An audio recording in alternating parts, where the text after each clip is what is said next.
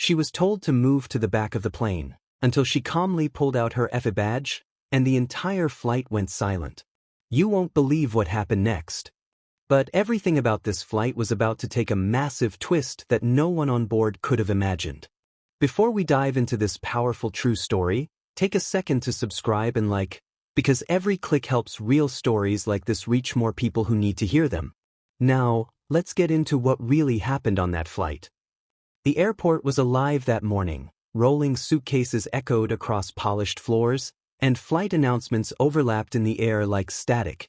Travelers rushed from one gate to another, faces lit by phone screens, hearts set on destinations they hoped would bring them peace, purpose, or maybe just rest.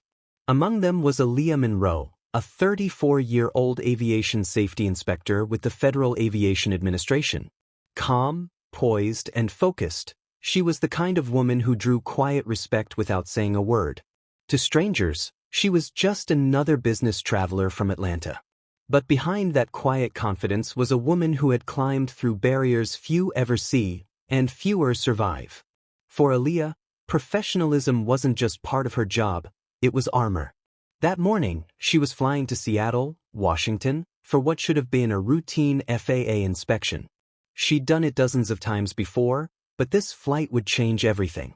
As she waited in line at gate B14, she checked her ticket. Flight 227 to Seattle, seat 14A, Economy Plus. Perfect. Window seat, front section, a quiet corner to prepare her notes. The gate attendant smiled. Seat 14A, you're good to go, Ms. Monroe.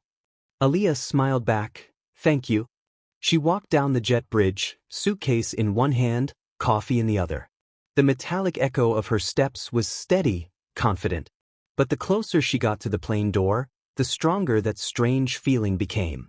Something about this flight felt different. Inside, the cabin buzzed with the energy of boarding passengers.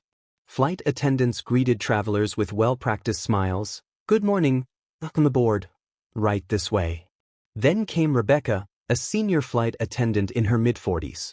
Her uniform was sharp, her posture rigid, the kind of professional who liked control. When her eyes met Aaliyah's, the smile wavered. Just slightly, but enough for Aaliyah to notice. Good morning, Aaliyah said politely. Rebecca gave a brief nod. Morning.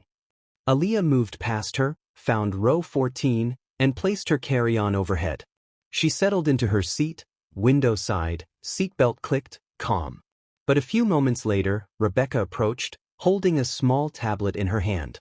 Excuse me, ma'am, she said, keeping her voice polite but tight. Are you sure this is your seat? Aaliyah looked up, slightly confused. Yes, 14A. Rebecca frowned. This section is for premium passengers. You might be further back. Aaliyah reached for her boarding pass and held it up. It says 14A. Right here. Rebecca hesitated. Her lips curved into a tight, professional smile, the kind that didn't reach her eyes. All right, just checking. She walked away. For a few minutes, everything seemed fine. Passengers filled the aisles, stowing bags and scrolling through phones. But Aaliyah couldn't shake that subtle tension, the way Rebecca's tone had changed, the curious glances from others around her. It was a familiar feeling, one she'd learned to recognize without words. A man across the aisle gave her a quick glance, then went back to his laptop. A woman a few rows up whispered to her partner. Aaliyah didn't need to hear the words. She already knew what kind of story was being written in their minds. Still, she smiled faintly and looked out the window. Stay calm, she reminded herself. You've earned your place. You belong here. 10 minutes later, Rebecca was back. But this time, her tone wasn't soft. Ma'am, she began, we've had a seating issue. There's another passenger assigned to this seat. I'll have to ask you to move further back for now. Heads turned. Passengers looked up from their devices. Aaliyah felt the burn of unwanted attention, the kind that isolates you in seconds. She spoke gently but firmly. Are you sure? My ticket says this seat, and I boarded according to my group. Rebecca sighed. We're trying to avoid confusion, ma'am. Please, cooperate. Aaliyah's heart sank, not from fear, but from familiarity. This wasn't the first time she'd been asked, to move for someone else's comfort. Still, she kept her tone steady. I understand, but unless there's a confirmed error, I'd prefer to remain in my assigned seat. Rebecca stiffened. I'm just trying to make things easier. So am I, Aaliyah replied calmly. The silence between them thickened.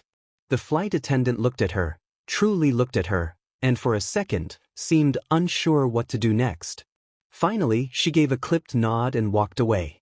Aaliyah turned back to the window. The tarmac stretched endlessly below, the sky bright with morning light. She could hear the captain's voice crackle over the speakers, cheerful, routine, but something about it felt distant. She took a slow breath. You've been through worse, she reminded herself. Stay composed. But deep down she knew this wasn't over. For most passengers, a seat is just a seat. But for Aaliyah Monroe, that morning, it became a battlefield, one that would reveal how far we still have to go when it comes to equality in the skies. The plane's door closed with a firm click.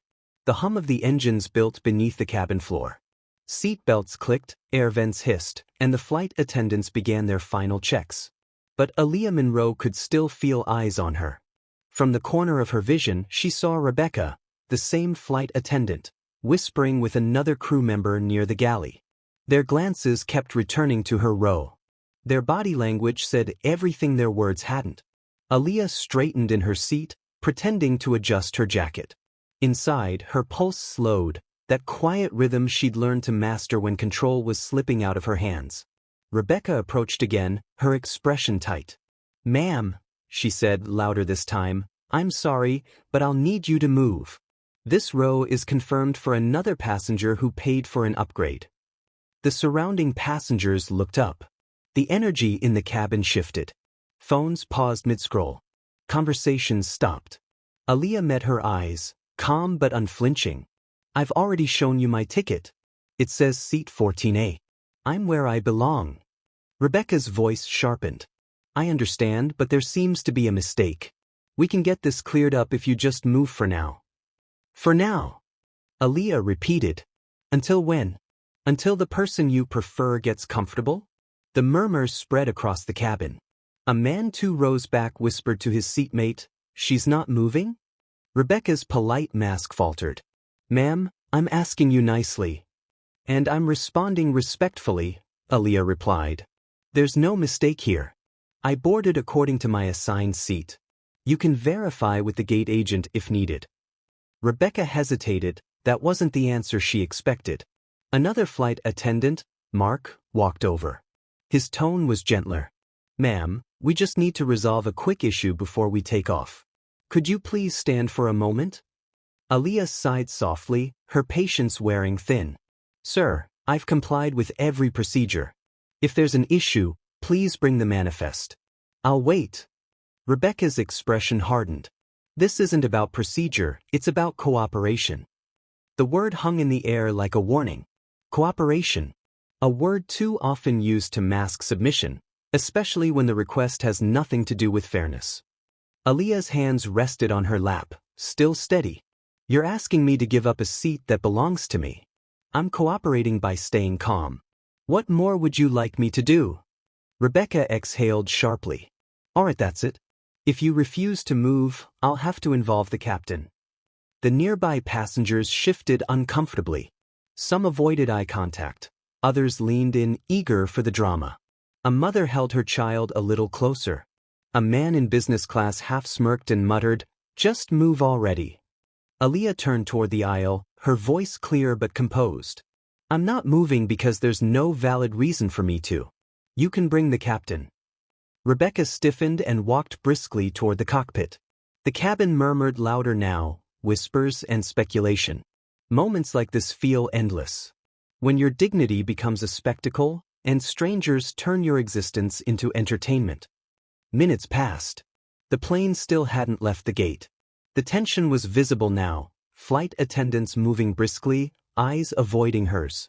Then the captain's door opened. Captain Reynolds, mid-50s, calm, authoritative, stepped out. "What seems to be the problem?" he asked quietly. Rebecca spoke first, voice clipped and professional. "We have a passenger refusing to move from a seat that isn't hers. There's a double booking in the system. Aaliyah handed her boarding pass to the captain before he could finish. It's not a double booking, sir. It's confirmed, 14A, Economy Plus. Checked in and scanned at the gate. The captain glanced at the ticket, then at Rebecca. Her seat is valid. Rebecca blinked. But. He held up a hand. It's valid. Rebecca swallowed hard, her face flushing. The cabin grew quiet. Ma'am, the captain said to Aaliyah, thank you for your patience. We'll sort this out. Aaliyah gave a small nod. Thank you. He turned back toward the galley, muttering something under his breath that Aaliyah couldn't hear. For a brief moment she thought it was over. But it wasn't. Rebecca returned to her station, cheeks flushed, pride bruised. She avoided eye contact for several minutes. Then, when the captain re-entered the cockpit, she walked past Aaliyah's row again. Slower this time, her lips pressed tight. She leaned down slightly, her voice low but sharp. You really didn't have to make a scene. Aaliyah blinked. A scene? Rebecca smiled faintly. People like you always know how to get attention. Aaliyah's eyes narrowed slightly, still calm, still composed, but her voice dropped. Excuse me? Rebecca straightened. You heard me. Enjoy your seat. She turned and walked off, the faint smirk still on her face. It wasn't the words that cut deepest. It was the intent behind them, the quiet confirmation that this was never about a seat. The man across the aisle shifted uncomfortably. Wow, he murmured. Did she just say that out loud? Aaliyah didn't respond. She just looked out the window again, breathing steadily, holding her composure with every ounce of strength she had left. Outside, the aircraft began to taxi.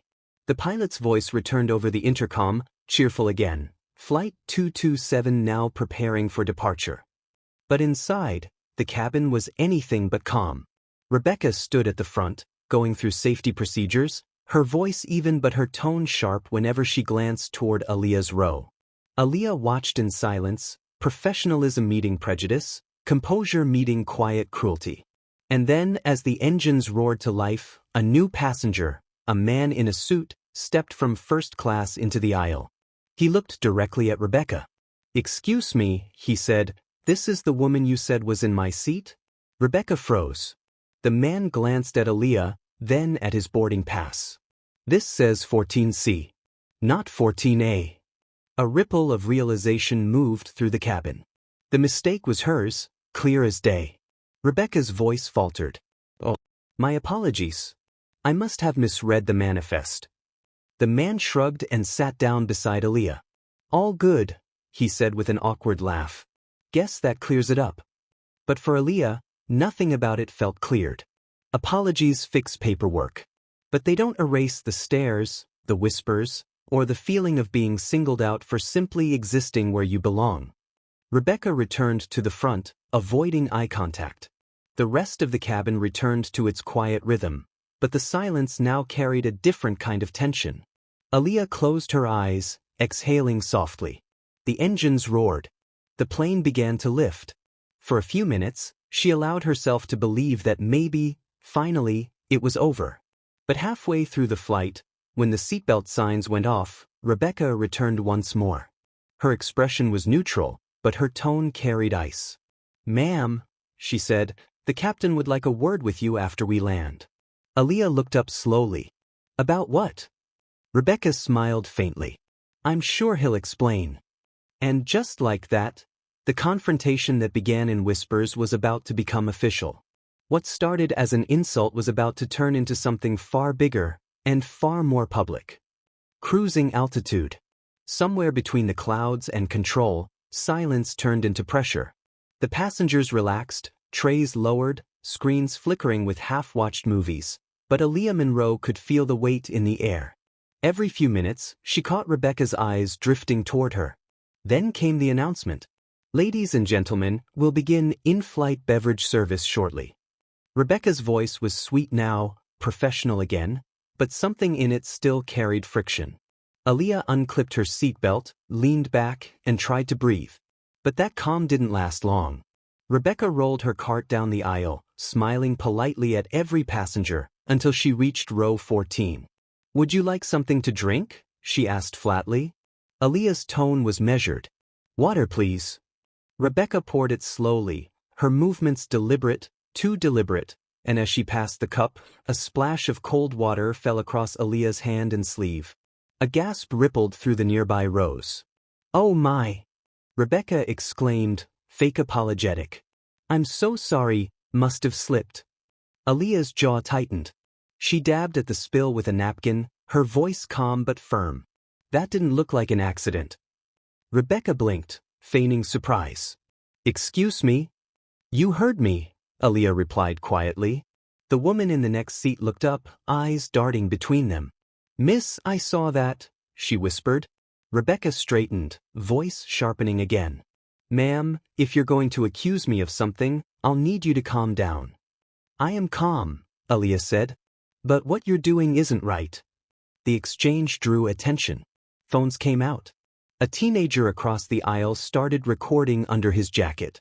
Another passenger whispered, It's happening again. When dignity meets humiliation at 35,000 feet, even silence becomes a weapon. Rebecca crossed her arms. If you continue to speak to me this way, I'll have to report it as passenger misconduct. Aaliyah blinked, incredulous. You spill water on me and I'm misconduct? Mark, the male attendant, rushed over, nervous smile plastered on his face. Everything okay here? Rebecca answered before Aaliyah could.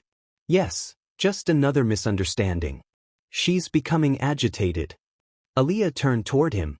No, I'm not agitated, but I will be if this keeps escalating. Mark hesitated, torn between sides. Let's just keep things calm, okay? The whispers grew louder. Someone muttered, typical, they always say that when a black woman stands her ground. Rebecca's expression tightened. Excuse me, she snapped, turning toward the voice. But by now, she'd lost control of the room. The cabin buzzed, murmurs, camera clicks, shifting bodies. A situation was forming, fast. What began as silence was turning into spectacle. And once the crowd gets involved, truth becomes the first casualty. Rebecca stormed toward the cockpit, calling over her shoulder, Captain, we have a disturbance in row 14. The air turned heavy. Aaliyah sat back, eyes on the aisle, hands folded in her lap. The passengers stared, waiting. Within minutes, the captain's voice came overhead, calm but firm. Ladies and gentlemen, please remain seated. We'll have this situation under control shortly. But it was too late. Phones were up everywhere. The teenager across the aisle now recorded openly. A couple whispered into the camera, narrating what they saw. She didn't do anything, one said quietly. The attendant's lying. Then, footsteps. The captain emerged again, flanked by Mark. Rebecca pointed. That's her. She's been confrontational since boarding. The captain looked at Aaliyah. Ma'am, I've been informed you caused a disturbance? Aaliyah's voice was steady. Captain, all I did was sit in my assigned seat. Then, after your attendant confirmed the error was hers, she returned, spilled water on me, and accused me of misconduct when I objected. Rebecca's jaw dropped. That's not true. A passenger spoke up, the man beside Aaliyah. Captain, with all due respect, I saw the whole thing. She didn't raise her voice once. Another voice from behind joined in. Same here, sir. That lady's lying. Phones tilted higher. And in that moment, the truth stopped belonging to one person. It belonged to the witnesses. The captain's expression changed. He turned toward Rebecca. Is this accurate? Rebecca's face flushed crimson. They're misunderstanding. She's been difficult since takeoff. The man beside Aaliyah scoffed. No, she hasn't. You've been targeting her. Rebecca took a sharp breath, realizing how quickly control was slipping. Sir, please. But before she could finish, the woman across the aisle stood up. I've been recording since she asked her to move seats. If you want proof, I've got it. Guess. Cameras lifted higher. Rebecca froze. The captain looked from the woman's phone to Rebecca. Is there footage? Yes, sir, she said, pressing play. The screen glowed, showing Rebecca demanding Aaliyah to move, Aaliyah staying calm, Rebecca's condescending tone. The captain's expression hardened with every passing second. When the clip ended, the cabin was silent except for the hum of the engines. Aaliyah sat motionless. She didn't gloat. She didn't smile. She just waited. Finally, the captain exhaled. "Ma'am," he said to Rebecca, "step into the galley, please." She hesitated. "Captain, Now." Rebecca turned, humiliated, her face pale beneath her perfect makeup. The passengers began to clap softly, a ripple at first, then louder. But Aaliyah didn't join in. Her eyes stayed forward, her voice quiet. "Thank you, sir. I appreciate your fairness." The captain nodded slightly. "We'll handle this." She'd won the moment, but the damage was already done. Because when the world watches your pain before your truth, victory doesn't always feel like relief. Rebecca disappeared into the galley, and the cabin lights dimmed. The whispers didn't stop. She got what she deserved. About time someone stood up. "Wonder if the airline will say something." Aaliyah leaned her head back against the seat. The adrenaline faded, leaving a hollow ache behind it. She looked out the window again, the clouds glowing beneath the sun, peaceful and untouched by the chaos below. Up here, above the noise and judgment, truth should have been enough. But sometimes, when you expose injustice, it doesn't end the battle, it starts a new one. Then, 15 minutes later, Rebecca returned. Her uniform still neat, but her expression unreadable. She didn't speak to Aaliyah. She whispered something to the captain, then walked to the intercom. Her voice came through the speakers, trembling slightly. "Ladies and gentlemen, we'd like to apologize for any disruption earlier. We strive to provide equal respect and service to all passengers." The crowd murmured, half disbelief, half admiration. But then Rebecca added, quieter, "We'll be conducting a brief cabin security review upon landing. Please remain seated until further notice." Aaliyah frowned. Something was off. The man beside her whispered, "What's that mean?" "I don't know," she said softly, eyes narrowing. And just when peace seemed to return, the threat resurfaced, quiet, calculated, and waiting for the ground. Rebecca turned slightly, catching Aaliyah's gaze. No words, just that faint smirk again. The message was clear. This isn't over. When the captain announced the descent into Atlanta, the tension in the cabin didn't lower with the altitude. It thickened. People weren't just passengers anymore. They were witnesses. Rebecca moved up and down the aisle again, avoiding eye contact, whispering to Mark. Aaliyah could feel the coldness of every glance that brushed her way. The man sitting beside her leaned closer. "Think she's planning something?" Aaliyah's eyes didn't leave the aisle. "I don't know. But she's not done." The captain's voice came overhead. "Flight attendants, prepare the cabin for landing." Everyone buckled in. The lights dimmed again. Engines lowered pitch.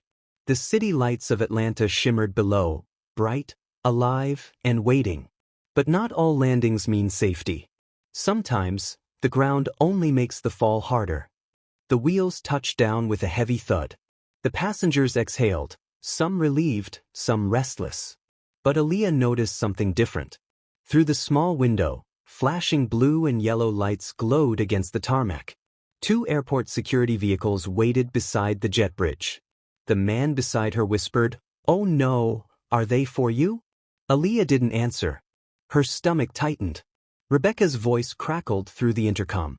"Ladies and gentlemen, please remain seated. We'll be parking momentarily, but we need everyone to stay in their seats until we receive clearance." The murmurs started immediately. Clearance? For what? What's going on? The plane rolled to a stop. The seatbelt sign stayed on. Then, the cockpit door opened.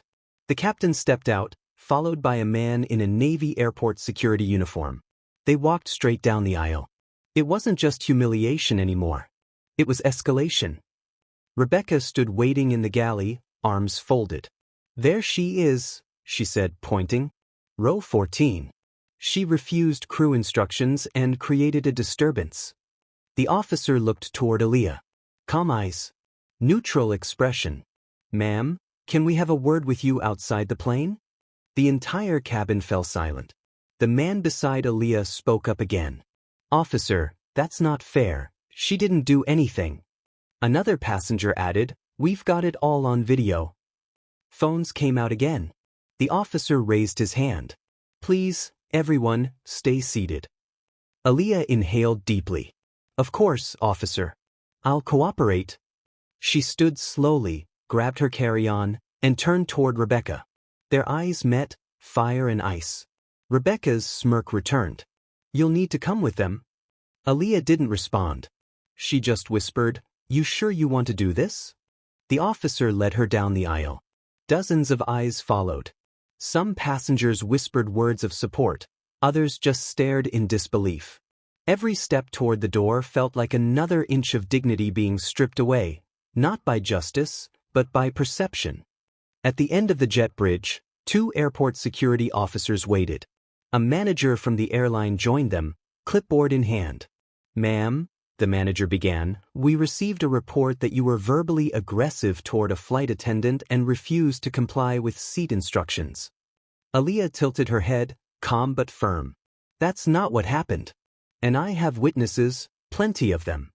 Rebecca stepped forward, her tone rehearsed. "She raised her voice at me when I politely asked her to change seats for operational safety reasons. Then she accused me of discrimination." Aaliyah turned, her patience thinning. "You told me to move to the back because my seat was needed for another passenger, and when I asked why, you said, 'Because I said so.'" The manager's brow furrowed. "Is that accurate?" Rebecca hesitated, then forced a smile. "It was a misunderstanding." The officer interjected. "We can review passenger recordings if necessary." That single line shifted the mood. Rebecca froze. The manager's tone changed immediately. "Passenger recordings?" Aaliyah nodded. "There are several, and they show everything." Rebecca swallowed hard, her eyes flicking to the officer. "This is ridiculous. I've been with this airline for 6 years. Aaliyah cut her off. "Then you should know better." She wasn't angry anymore. She was resolute, because sometimes silence only gives power to the lie. The manager gestured to the officer. "Please collect the footage. We'll handle this internally." Rebecca protested. "She can't just." But before she could finish, the officer turned to Aaliyah. "Ma'am, do you mind stepping into the private lounge while we sort this out?" "Of course," Aaliyah replied, composed. As they walked, the passengers exiting the plane whispered encouragements. "We saw everything. Stay strong. You did nothing wrong." And yet, humiliation still stung, because even in being right, she was still being handled. When you're accused publicly, the truth doesn't cleanse you instantly. It drips back in pieces long after the damage is done. In the lounge, Aaliyah sat across from the security officer and the airline manager. Rebecca stood to the side, arms crossed, glaring quietly. The manager began carefully. "We've reviewed part of the footage from the passengers. It does appear that the initial interaction may not align with the flight attendant's statement." Rebecca's head snapped up. "What?" Aaliyah remained silent, her expression unreadable. The officer continued, "However, to close this matter properly, we'll need to file a written report." Aaliyah nodded. "That's fine. I'd like to add something to that report myself." Rebecca sneered softly. "And what exactly would you be adding?" Aaliyah leaned forward slightly. "Just documentation, for my agency's internal review." The manager frowned. "Agency?" Aaliyah smiled faintly. "Yes. I work for the Federal Aviation Administration." The room froze. Rebecca blinked. You what?" Aaliyah calmly reached into her purse, pulled out a black leather wallet, and flipped it open. Inside, her FAA identification badge glimmered under the fluorescent lights. The officer's eyes widened. "Ma'am, you're FAA-certified?" "Yes," Aaliyah replied evenly. "Flight Standards Division. Passenger Rights and Crew Conduct Oversight." Silence. Rebecca's face drained of color. The manager stuttered, I wasn't aware of that." Aaliyah tilted her head, calm but sharp. "You wouldn't be. Because I didn't board this plane as an inspector. I boarded as a passenger. And what I experienced here tonight will now become an official case." The hunter just realized the prey had claws. Rebecca took a step back, whispering, "You can't report this." Aaliyah's voice cut clean through the air. "I can. And I will. You didn't just discriminate against a passenger. You violated federal aviation conduct policy under public observation." The manager exhaled, suddenly pale. "Ms. Monroe, please, allow us to correct this. We'll cooperate fully with your department." Aaliyah stood, steady and composed. "I'm not here for revenge. I'm here for accountability." Rebecca's lips trembled, her authority dissolving with each second. "This isn't fair," she muttered. Aaliyah met her eyes. "Neither was what you did up there." The officer turned to the manager. "We'll need to file an incident summary for FAA review." The manager nodded nervously. "Yes, absolutely. Immediately." Aaliyah turned toward the door. "Send me a copy of the report when it's complete. I'll ensure it reaches the right hands." The flight had ended, but for Rebecca, the landing had just begun. As Aaliyah stepped out of the lounge, a few of the same passengers who'd recorded earlier stood nearby, waiting. One of them asked softly, "Did they apologize?" Aaliyah paused, her expression calm but tired. "They will. Officially." She walked toward the terminal exit, suitcase rolling behind her. She boarded that flight as just another traveler. But she walked off it as something else, a reminder that sometimes, justice doesn't shout, it simply reveals itself. Morning broke over Atlanta with the kind of silence that only follows a storm. But for Aaliyah Monroe, peace wasn't on the horizon. Her phone buzzed nonstop. Notifications flooded in, mentions, tags, messages from numbers she didn't recognize. By 8 a.m., the video had already reached over 2 million views. A clip titled, "Flight Attendant Demands Black Woman Switch Seats, Then This Happens" had exploded across social media. Truth travels faster than any plane, especially when it carries injustice. The footage was everywhere, on TikTok, Twitter, Facebook, morning news segments. Comments poured in. "She handled that with class. That attendant should be fired." Imagine thinking you could bully an FAA official. But not all comments were kind. "She probably exaggerated it." There's always two sides to a story. Aaliyah scrolled for a moment, then put her phone face down on the table. The glow of the screen reflected in her eyes, tired, heavy, but steady. She sat alone in her hotel room, sipping coffee that had gone cold hours ago. She didn't want fame. She wanted fairness. But sometimes the truth doesn't ask for permission to go viral. A knock came at the door. She opened it. A young woman stood there, breathless, holding a folder. "Ms. Monroe? I'm from Delta's legal department. We'd like to speak with you regarding the incident." Aaliyah nodded slowly. "Of course. Come in." The woman sat, setting down her papers. Her hands trembled slightly. "First off, the airline wants to apologize on behalf of the entire crew. The captain has already submitted his report." Aaliyah folded her arms. "And Rebecca? She's been placed on immediate suspension pending investigation." Aaliyah's gaze didn't waver. But I hope you understand, this isn't just about one attendant. This is about what your system allows." The woman swallowed. "We understand. Corporate has prepared a public statement. It'll go live within the hour. Apologies are easy. Accountability takes courage." The clock ticked 9:15 a.m. Aaliyah opened her laptop. The airline's Twitter feed refreshed. A new post appeared. Official statement. "We are aware of a concerning interaction involving one of our flight attendants and a passenger. We take allegations of discrimination very seriously.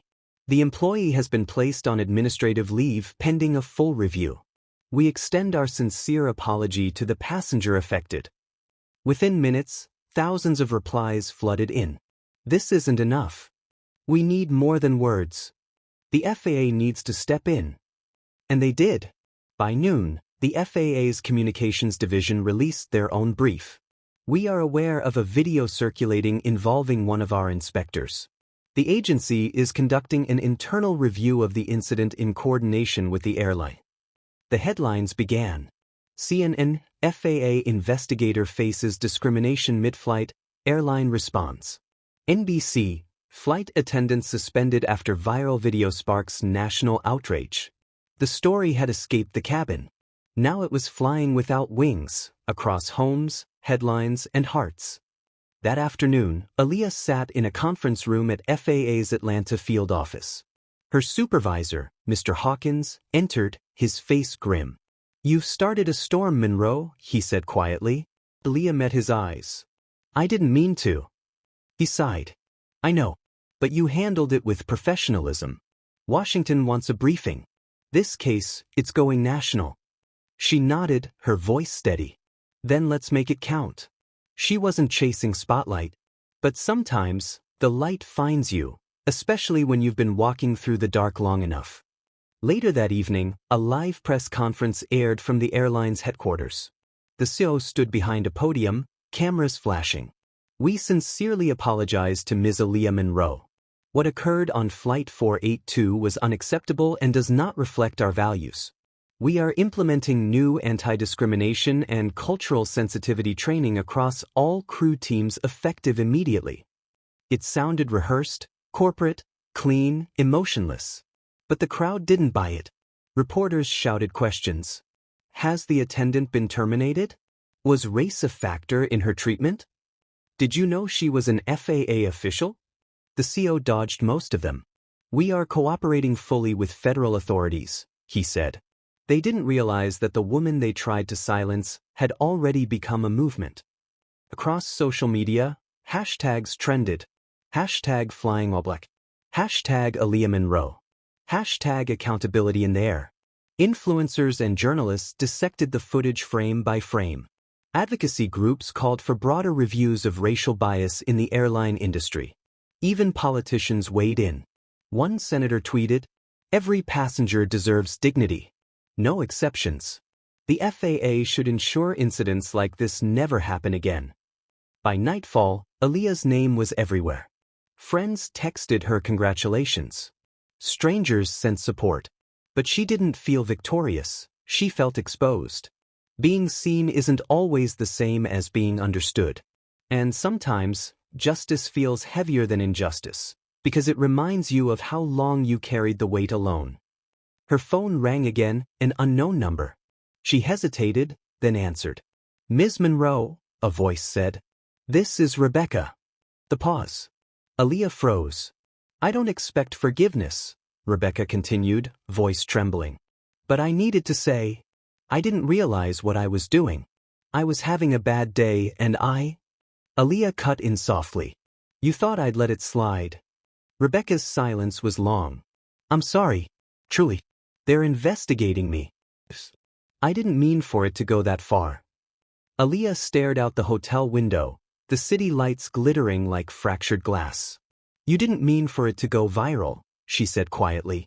"But you meant every word you said on that plane." Rebecca's breath caught. "Please don't ruin my career." Aaliyah's tone stayed calm. "I'm not ruining it. I'm reporting it." She wasn't cruel. She wasn't cold. She was done being small for someone else's comfort. The call ended.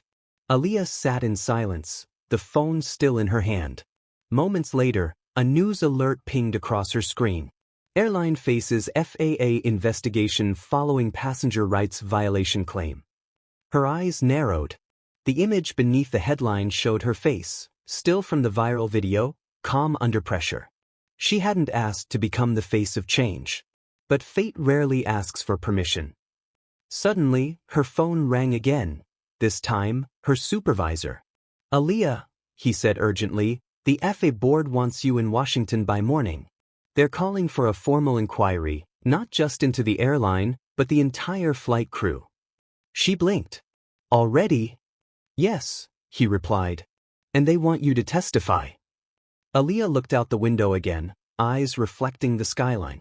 The story that began at 35,000 feet was now heading to the highest office in aviation. And this time, the whole country would be watching. Washington, D.C. wasn't new to Aaliyah Monroe. But that morning, as she stepped through the glass doors of the FAA headquarters, it felt different. This wasn't a mission or a meeting. This was Judgment Day. Flashes burst from cameras as she entered. Journalists lined the sidewalk, shouting questions over one another. Ms. Monroe, do you plan to sue the airline? How does it feel to have the entire country behind you? Do you think this was racism or misunderstanding? Aaliyah kept walking, calm and composed, her black suit pressed to perfection, her FAA badge gleaming under the sun. She didn't flinch. She didn't stop. Because when the world finally sees you, you don't look away. You stand taller. Inside the boardroom, the air was tight with formality. A long oak table stretched the length of the room. At one end sat the FAA board, 6 senior officials in dark suits.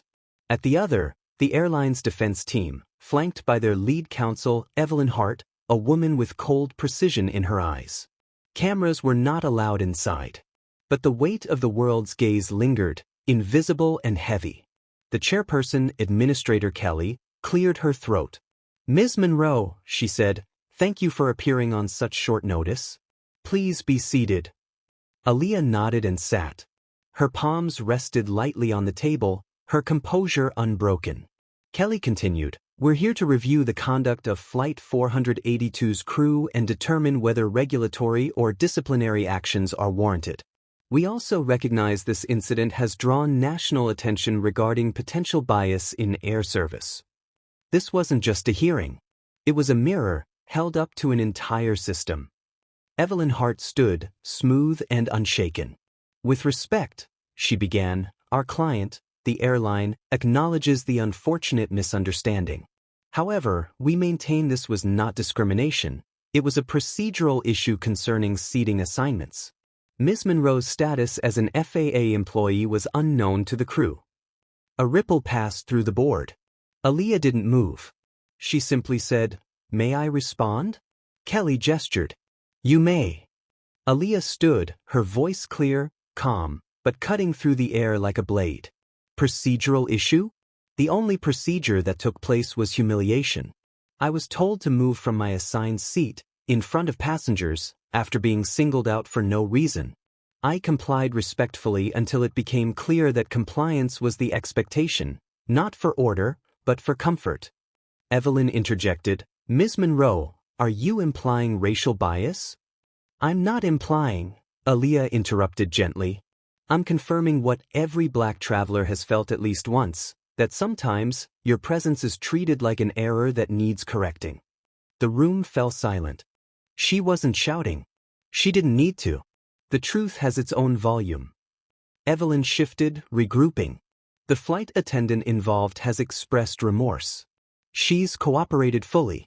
We believe this situation has been unfairly magnified by social media. Aaliyah met her eyes. Social media didn't create the problem. It just stopped you from hiding it. A faint gasp rippled through the back of the room. Even Administrator Kelly's expression tightened. Evelyn pressed on, voice growing sharper. With all due respect, Ms. Monroe, do you believe every airline employee who makes a mistake should lose their career? Aaliyah took a breath, then said quietly, I believe every person who holds power over others should be held accountable for how they use it. The words hung heavy, measured, final. It wasn't anger driving her now. It was clarity, the kind that only comes after years of silence. Administrator Kelly leaned forward. Ms. Monroe, could you describe how this experience has affected your professional standing? Aaliyah hesitated, then nodded. Since the video surfaced, I've received messages from hundreds of flight staff, some apologizing, others confessing similar treatment toward passengers they now regret. I didn't want to be anyone's lesson.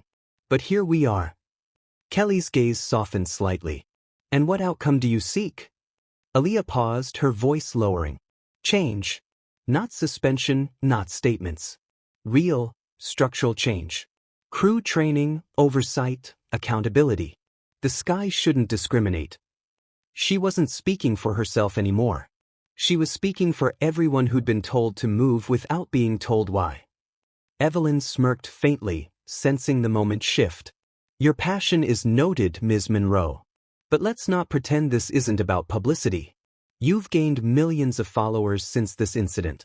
Perhaps that visibility influences your position. Aaliyah's eyes locked onto hers. The room froze. Visibility doesn't equal power, she said. If it did, we wouldn't be here having this conversation. A single heartbeat of silence. Then, murmurs rippled across the board. Administrator Kelly raised her hand for quiet. That's enough. We'll recess for 15 minutes before deliberation. Aaliyah exhaled slowly as the officials stood and filed out. Evelyn gathered her notes but lingered. You know this could end badly for both of us, she said quietly. Aaliyah tilted her head. The truth never ends badly. It just ends loudly. She knew she'd made enemies in that room. But she also knew, some doors don't open until you knock too hard. As Aaliyah stepped into the hallway, her phone buzzed again, a message from an unknown number. They're trying to suppress the footage from internal cameras. Don't let them win. Her brow furrowed. She looked up, scanning the hallway. No one was there.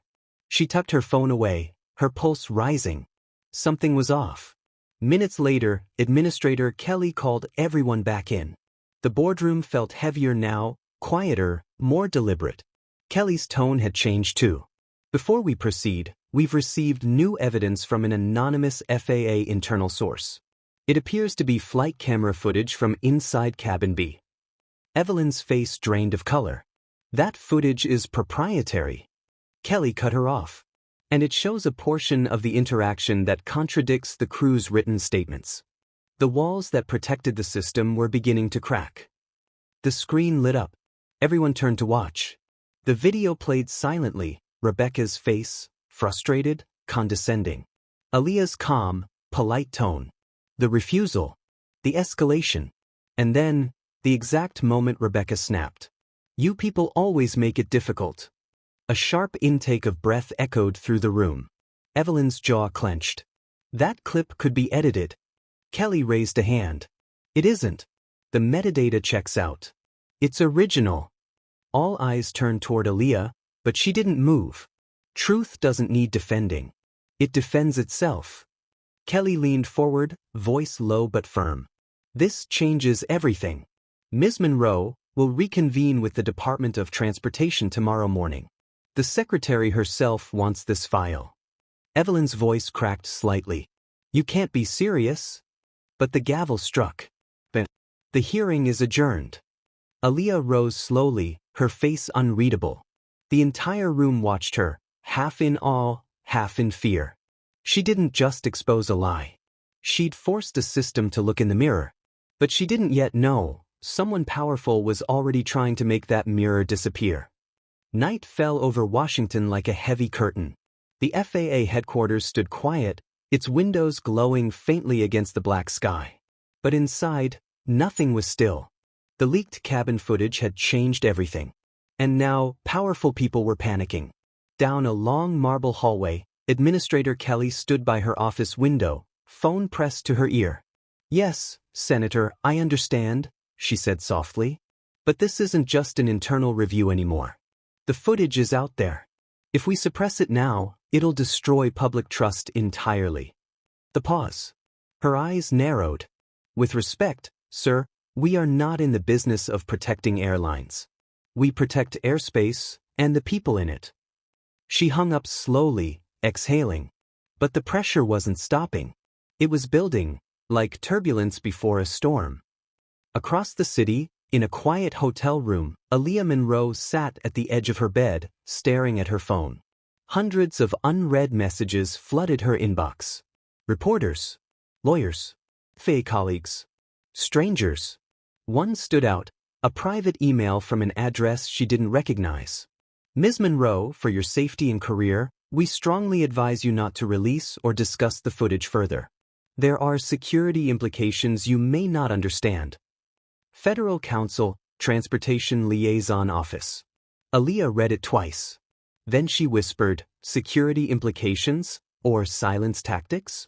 She knew that tone, the language of power wrapped in professionalism. It never asked.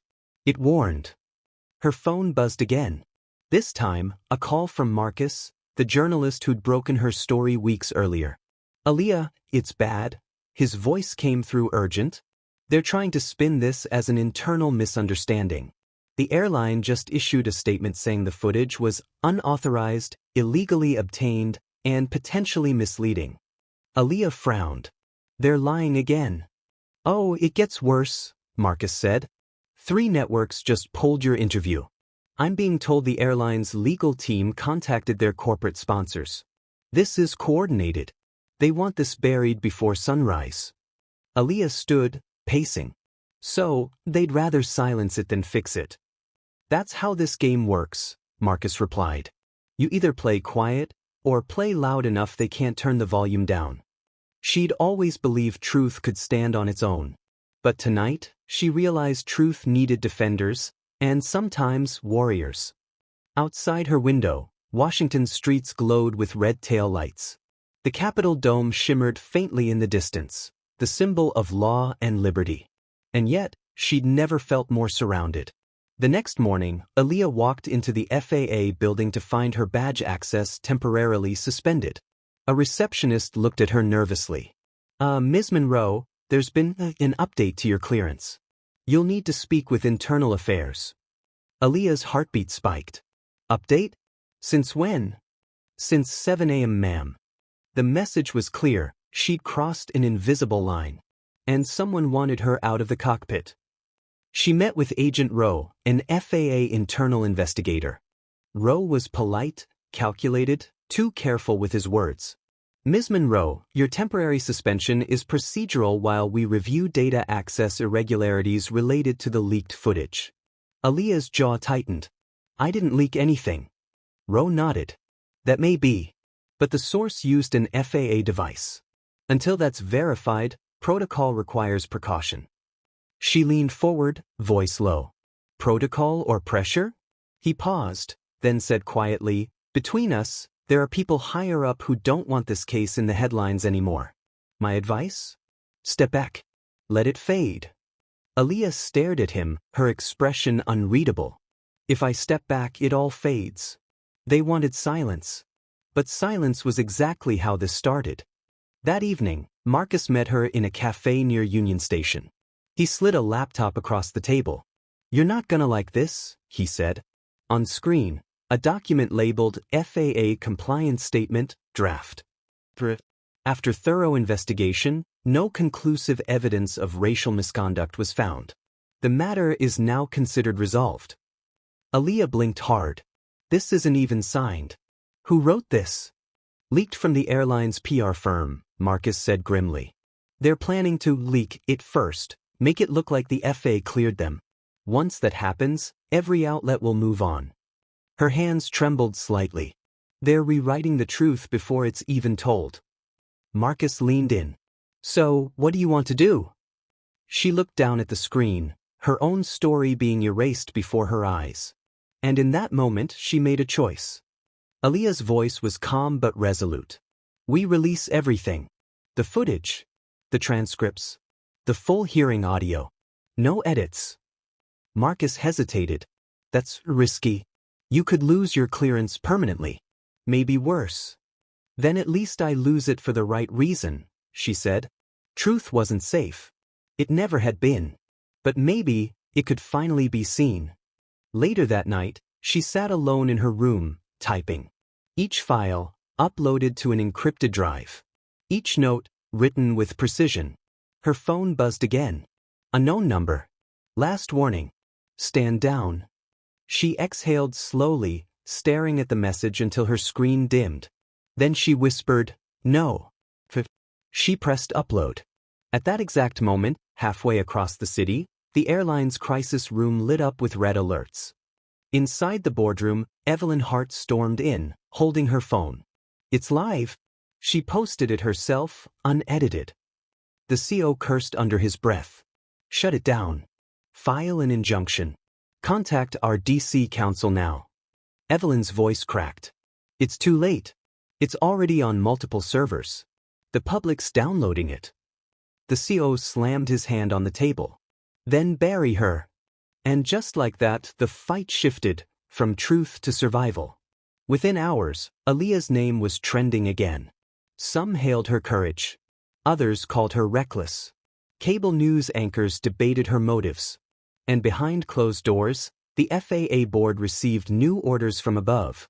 Suspend all contact with Aaliyah Monroe until further notice. That night, Marcus called her again. You started a storm, Aaliyah. You realize they're going to come after you now, right? Aaliyah's tone didn't waver. Let them. I didn't start this for safety. I started it for truth. She'd chosen the hard path, the one that left no return ticket. And somewhere, in a tower of polished glass, powerful people were already plotting her silence. The storm didn't hit slowly. It exploded, all at once. By sunrise, Aaliyah Monroe's name was everywhere. Every major outlet carried her story. CNN, BBC, Al Jazeera. Even late-night hosts weighed in. What began as one woman being told to move seats had become a movement that made the world stop and listen. Clips from the leaked cabin footage looped across networks. You people always make it difficult. And then Aaliyah's calm, measured voice, saying, I think this conversation is over. Millions watched, outraged. Thousands shared their own stories under a single hashtag. Hashtag Sky is for everyone. In New York, passengers staged a sit-in at the same airline's terminal. In Atlanta, activists gathered outside FAA regional offices with signs reading, Accountability at 30,000 feet. It was no longer about one flight. It was about every seat, every face, every moment someone had been made to feel small. Meanwhile, at FAA headquarters, the tension was breaking. Administrator Kelly walked briskly into the operations room, a dozen officials waiting, screens flashing headlines. Has the secretary responded yet? She asked. A young aide shook his head. They're still in crisis meetings with the airline's council. Kelly frowned. We're not waiting. Draft a public statement. The FAA condemns all forms of discrimination in commercial aviation and will enforce policy reform effective immediately. The aide hesitated. That'll put us directly against the airline. Kelly looked up sharply. But maybe it's time someone did. She'd spent years keeping the agency neutral. But neutrality, she realized, was just another word for quiet. Across town, Evelyn Hart, the airline's attorney, was in her own storm. The boardroom was chaos, executives shouting, phones ringing, investors panicking. The CO barked, damage control. We need a scapegoat. Evelyn shot back. You're not firing a single crew member for optics. This goes deeper than one mistake. The CO slammed his fist on the table. Then we'll bury the FA before they bury us. Evelyn stared at him, suddenly realizing how far they'd go to protect their brand. Sir, she said coldly, if you keep digging, you're going to find out truth doesn't stay buried. It rots. She'd spent her career defending power. Now, she was watching it crumble from the inside. That afternoon, Aaliyah received a call she didn't expect, from Administrator Kelly herself. Aaliyah, Kelly said quietly, you forced a conversation we've avoided for too long. The Secretary is calling a joint press conference tomorrow morning. We're implementing a full equity audit for all domestic carriers. Training, accountability, transparency. Aaliyah was silent for a moment. Then, so, it's happening? Kelly exhaled. Just because of you. For the first time in weeks, she allowed herself to breathe. Not victory. Just relief, the kind that comes when truth finally gets air. But just as calm began to settle, her phone buzzed again, Marcus calling. Aaliyah, you're not gonna believe this, he said breathlessly. Someone from inside the airline leaked internal memos. Top executives tried to delete employee complaints about racial bias over the last 5 years. It's huge. It's proof this wasn't isolated. Her heart pounded. Send it to me. I already did. And guess what? Evelyn Hart's signature is on one of the reports. She was ordered to minimize public sensitivity. Aaliyah's voice dropped. She knew. The storm had found its center, and it wasn't her anymore. The next morning, the nation watched live as the FAA and Department of Transportation held a joint press conference. Rows of journalists filled the room. Cameras flashed. Aaliyah stood quietly near the side, invited as an observer. Administrator Kelly took the podium. Her voice was firm, unwavering. The Federal Aviation Administration has zero tolerance for discrimination in U.S. air travel. We are launching the largest systemic audit in agency history. Every airline operating under federal jurisdiction will be subject to new oversight standards. This begins today. Applause erupted, brief, but genuine. Then Kelly turned slightly, gesturing toward Aaliyah. And we acknowledge the courage of one of our own, Ms. Aaliyah Monroe, whose integrity brought this to light. The cameras turned to her. For a second she froze, not out of fear, but disbelief. She hadn't expected recognition. Only change. She didn't need to speak. Her silence said everything, the kind of silence that holds power, not pain. But across the city, in a darker conference room, Evelyn Hart watched the press conference on a muted screen. Her phone buzzed. A message from the CEO. "They're coming for us. We need to make a move." She sighed, then typed back, "You made your move months ago." And with that, she stood, gathered her briefcase, and walked out, the sound of her heels echoing through the empty corridor. Sometimes justice doesn't look like punishment. Sometimes it looks like power finally leaving the wrong hands. Later that day, Aaliyah walked along the National Mall, the wind cool against her face. A few people recognized her, strangers who stopped, just to say thank you. One woman, holding her daughter's hand, said softly, "You made her believe flying can be safe again." Aaliyah smiled faintly. That means everything. For years she'd worked above the clouds, where the world looked peaceful from afar. But now she understood, the real turbulence was always on the ground. Just as she began to feel a rare calm, her phone buzzed again. A message from an unknown sender. "You did good, Aaliyah. But some of us aren't done. The next case is already waiting." Attached was a photo, a woman, another airline, another headline. Aaliyah's eyes narrowed. Then she looked up at the horizon, planes soaring overhead against the fading gold of sunset. She realized this wasn't just her story anymore. It was the beginning of something bigger, a movement that wouldn't land until the skies truly belonged to everyone. She turned and walked toward the Capitol lights, her FA badge glinting one last time before she tucked it away. If this story moved you, don't let it end here. Share it. Speak it. Because silence doesn't protect truth, it buries it. Subscribe for more true racism stories and real voices that deserve to be heard.